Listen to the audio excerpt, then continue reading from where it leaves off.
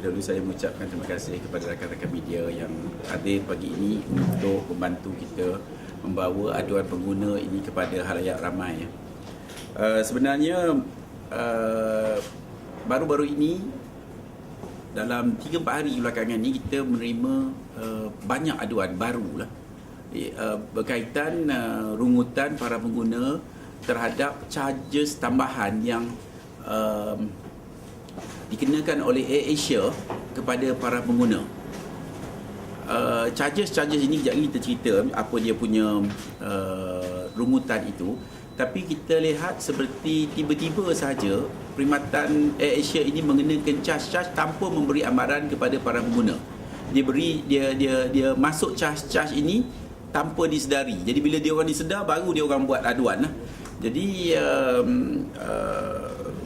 kita merasakan perkara ini tidak seharusnya terjadi. Pasal kalau kita beli barang dekat luar, kalau kita biasa beli nasi lemak tu RM1, tiba-tiba naik 20 sen ke, kita patut diberitahu, patut macam mana-mana kedai lah, kalau ada jualan ke naik harga ke turun harga, dia patutnya minta kebenaran. Jadi tapi nampaknya di sini kenaikan harga barang, harga tiket atau perkhidmatan di AirAsia ini nampak gayanya sesuka hati, naik dan turun.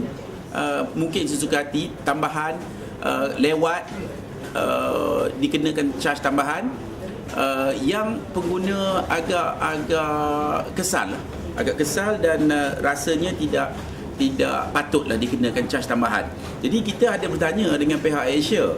Ini jawapannya semalam, salah seorang daripada kita menanya Datuk Aziz sendiri, dia kata pasal minyak naik, kata dia. Jadi saya tak tahu sebenarnya kita minyak naik ni benda baru. Tapi dia charge dululah. Kita pun tak tahu sebenarnya bila mula-mula charge ini timbul. Tetapi kita mengharapkan satu jawatan kuasa ataupun satu task force diwujudkan oleh pihak kerajaan untuk memantau charge-charge yang begini. Mungkin KPDN sendiri, pasal KPDN kalau nak ikutkan dia kalau kedai-kedai biasa dia ada pemantau dia. Tapi benda-benda begini yang naiknya turunnya melalui elektronik yang pengguna saya rasa tak mungkin sedar lah. Pasal biasa kata dia balik ke apa ni, dia pergi ke Hong Kong tiap-tiap minggu. Tapi tiba-tiba hari ni charge lebih pun kerana tiket pun kita tak tengok juga pun. Charge tu melalui kredit card yang dia charge berapa. Kalau charge melalui satu kredit card, satu lagi itu direct debit pun ataupun bank pun, charge pun kena menasabah. Bukan suka hati dia saja, dia nak naik, dia nak apa, patutnya mesti ada agensi pemantau. Nampak gaya ni dia orang bebas, dia nak charge apa benda suka hati, nak tambah apa benda, kita nak apa charge yang naik patutnya mendapat kelulusan dulu mana-mana pihak. Tak boleh suka-suka hati. Jadi pasal nak naik bas, nak tiket bas nak naik 20 sen pun orang bising. Jadi ini charge tambah RM8, banyak tu. Jadi kita di Persatuan Pengguna Islam amat mengharapkan pihak Kementerian Pengangkutan untuk melihat perkara ini, pihak KPDN untuk melihat perkara ini, supaya tidak ada agenda sorok-sorok ini yang digunakan untuk mengelirukan pengguna dan mengambil keuntungan, ya. Kena ada etika, nak naik charge kena ada notification yang sesuai, ya, dan kena patuh kepada undang-undang. Hari ini kita pun tengok suka-suka hati naik. Saya rasa nak naik teh tarik 20 sen tu pun kena bergaduh satu Malaysia bising. Tapi hari ini benda ni naik, orang tak perasan. Jadi saya amat mengharapkan pihak KPDN dan menteri YB menteri sendiri harus mewujudkan satu mekanisme untuk memantau atau meluluskan apa jua charge tambahan yang hendak dinaikkan. Kalau nak buat sale pun, nak turun harga pun kena ada kelulusan, apa lagi nak naik harga. Dan ini juga kita lihat tidak sesuai dengan undang-undang kredit kad, ya. Pasal yang kita tahu kredit kad, kalau kita charge di mana-mana seharusnya, macam kita beli minyak, dia tidak berbuh surcharge. Maknanya kita kalau kita beli minyak RM20, charge dekat kredit kad kita RM20. Maknanya syarikat yang pembeli isi minyak tetap RM20. Komisen yang dapat dipotong daripada komisen penjualannya. Jadi hari ini komisen itu pun dapat, dan ditambah pula lagi RM8 je ya. Mungkin cikgu nak komen sikit. Charge yang dikenakan ini ada dua. Pertama, charge melalui debit elektronik, iaitu kita membeli tiket Asia melalui internet, dan bila kita melakukan transaksi perbankan tolak daripada akaun kita, dia kenakan RM4. Sementara menggunakan credit card atau debit card, dia mengenakan charge sehingga RM8. Tapi sekejap juga ya.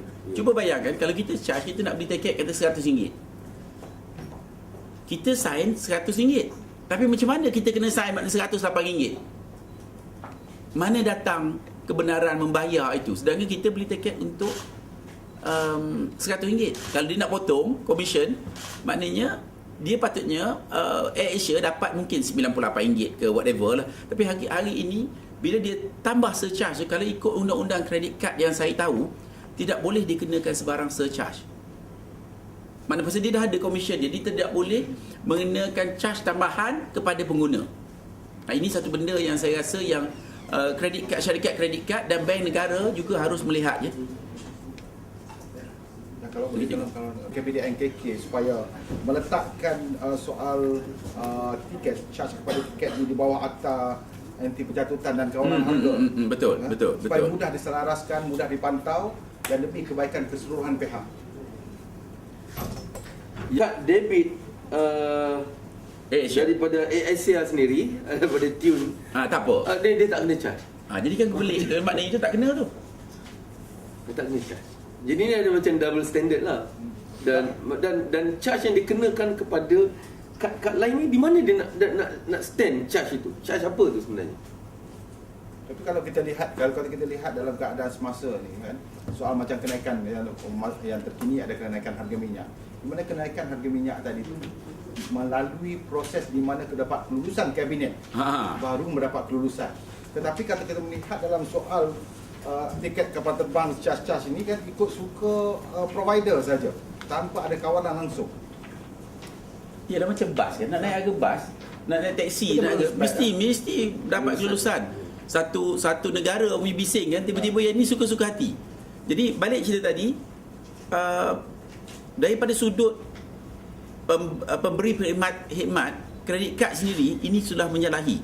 Memang saya teringat dulu ada terbaca mana-mana merchant tidak boleh memberi surcharge, tidak boleh letakkan charge tambahan daripada apa yang telah dipersetujui antara credit card company dengan merchantnya.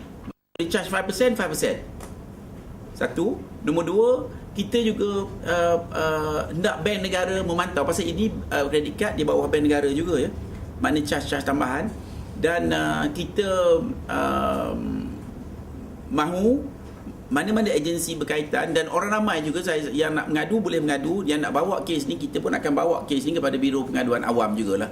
Pasal kita rasa ini ada yang tak kena dan kita amat sedih kerana antara alasan yang diberikan katanya minyak naik ya.